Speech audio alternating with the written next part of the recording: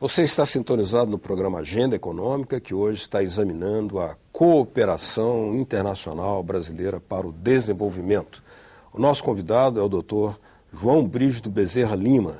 Ele é coordenador da Cooperação Brasileira para o Desenvolvimento Internacional, COBRAD, um órgão que é vinculado, ou uma operação que é coordenada pelo IPE, Instituto de Pesquisa Econômica Aplicada.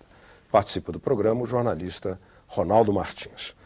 Doutor João Brígido, nós temos aqui um dado interessante, extraído desse livro, né, que é o seguinte: o Brasil está presente, porque uma das questões que se fala é manutenção da paz. E o Brasil está presente com tropas, tanto no Haiti quanto no Timor-Leste, embora reduziu bastante, né, a presença no Haiti, mas no Timor-Leste. Ou seja, apesar dessa presença militar, digamos assim, não é o Ministério da Defesa o que mais despende recursos. Como entender essa aparente contradição? A questão da presença brasileira no Haiti, que esse relatório destaca como é o país que mais recebe cooperação brasileira em 2010. Inclusive tirando do ano anterior, que era em África e era Moçambique.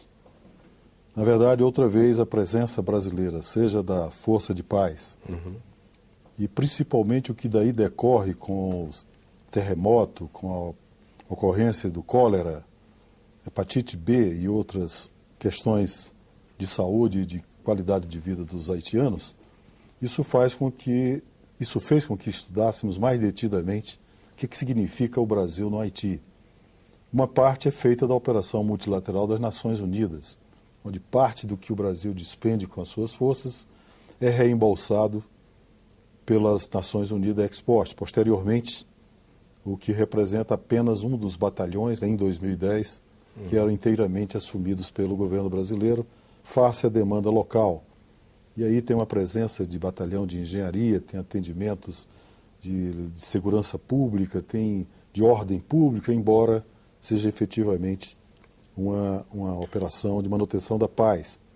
Costumo mencionar e chamar a atenção do inusitado de que não houve guerra no Haiti, e sim uma dissolução, uma questão muito grave com o próprio país. Não fora o terremoto, a própria necessidade de eleições diretas, onde o Brasil, de novo, apoiou.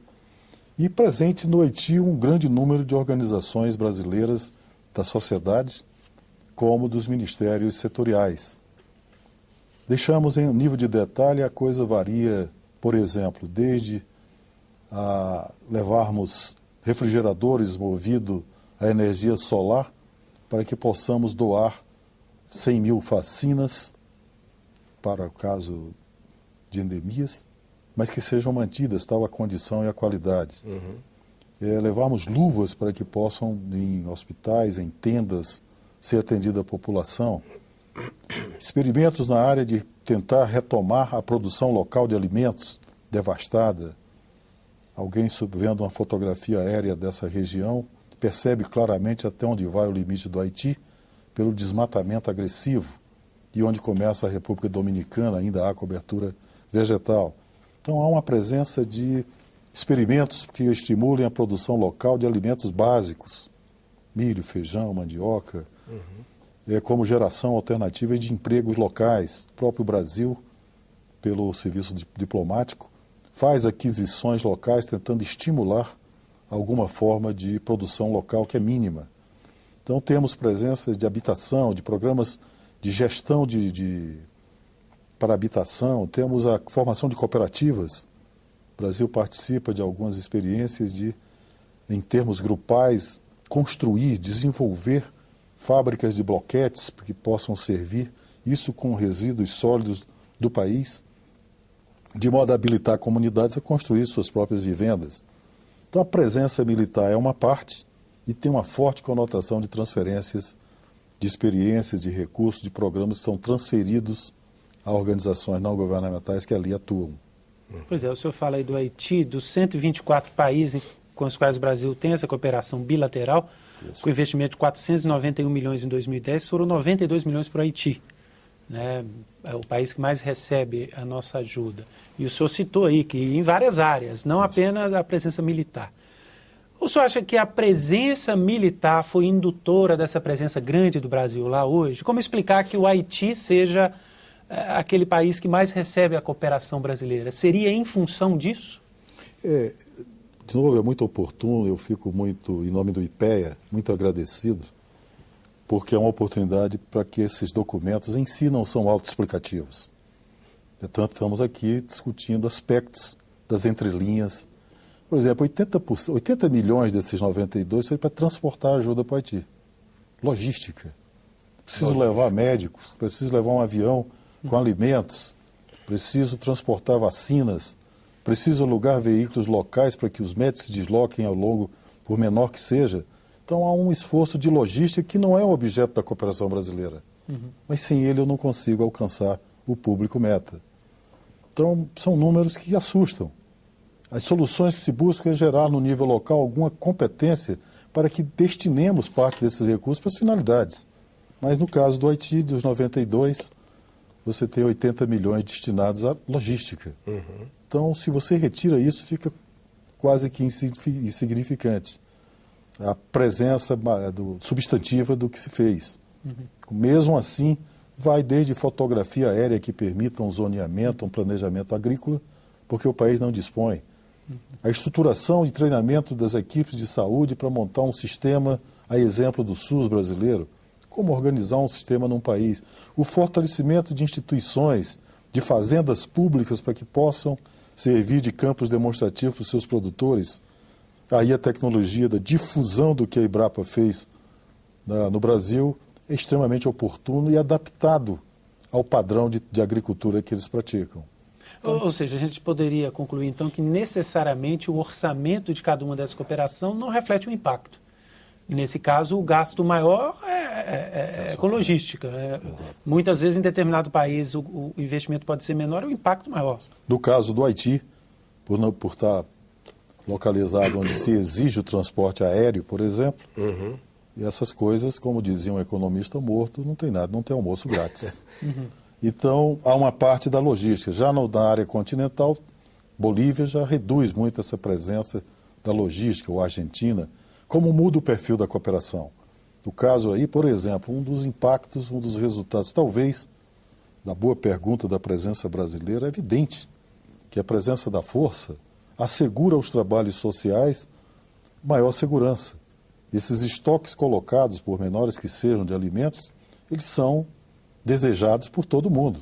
Inclusive, doutor João, me permite lembrar que a participação brasileira do Batalhão de Engenharia do Exército, que o senhor mencionou, ela está também atuando para a construção de obras de infraestrutura, né? Por exemplo, pontes. É um país completamente devastado, né? Com um nível de saneamento básico indigente, praticamente. Mais pobre da América Latina e Caribe. Mais pobre.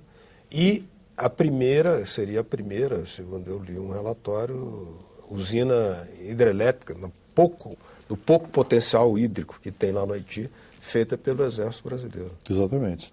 E ela é presente numa das ações, e de novo, a ideia do IPEA, em articulação com a ABC, é que nós, a cada relatório, explicitemos o que se faz ao invés do quanto custa. Fica o registro do gasto, mas o impacto ele é muito mais relevante do que ele representa, por exemplo, a geração de energia num país devastado. E o que aí aparece não é a totalidade dos gastos. Há contribuições de outros países para essa hidrelétrica. Mas a presença brasileira, a construção de pontes, a remoção de resíduos sólidos, a capital Porto Príncipe está destruída. Palácio Governamental, a praça principal, ela ainda tem marcas muito fortes do que foi vivido pela população. E um dos aspectos onde o Brasil, aí sim, passa a ter nós recebemos cerca de 8 mil haitianos que pedem refúgio. E embora não tenha havido nenhuma perseguição, na verdade eles fogem de uma situação de sobrevivência.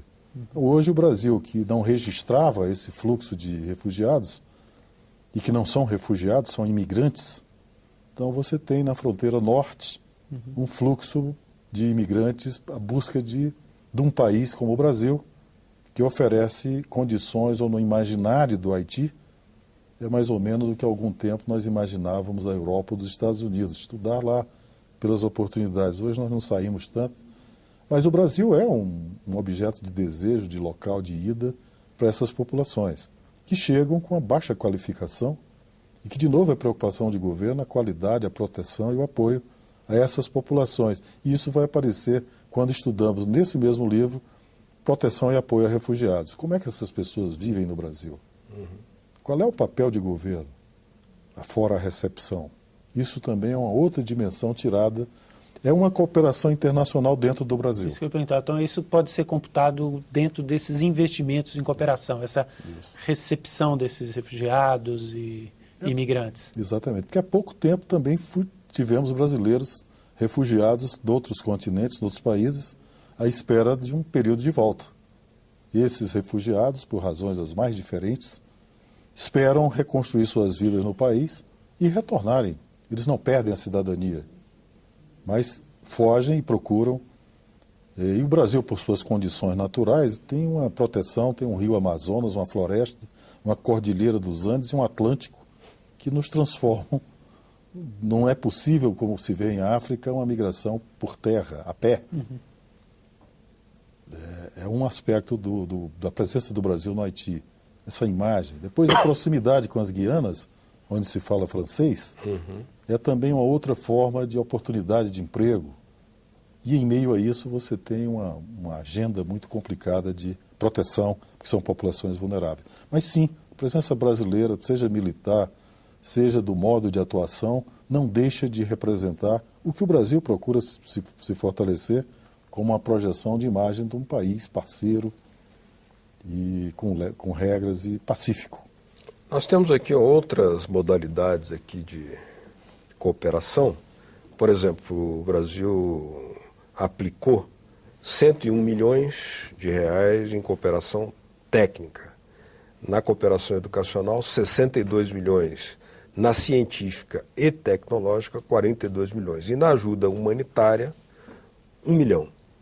Quer dizer, o senhor poderia nos descrever um pouco esses investimentos, como é que eles são aplicados, como é que eles são... por que isso se dá dessa forma, esses montantes? Como?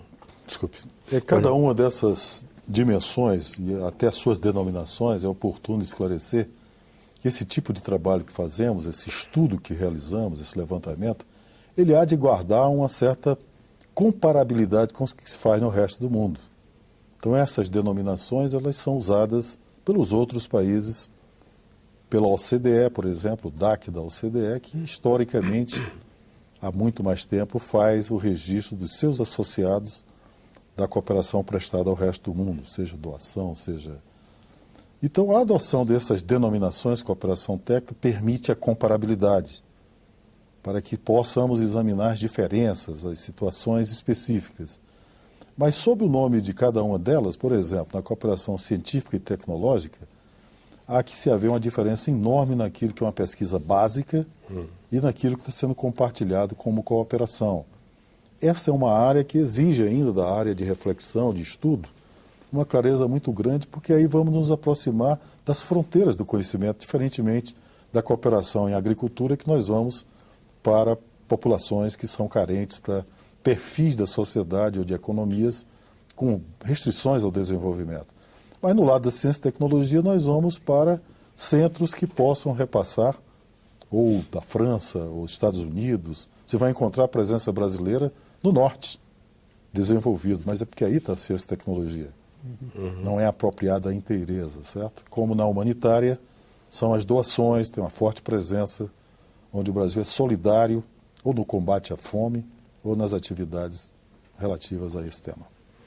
No próximo bloco, a Agenda Econômica vai examinar aqui os dispêndios da cooperação internacional brasileira com o desenvolvimento, região por região, e também analisar um pouco mais a questão da presença da Embrapa na cooperação agropecuária, por exemplo, que é fundamental para o abastecimento e soberania alimentar.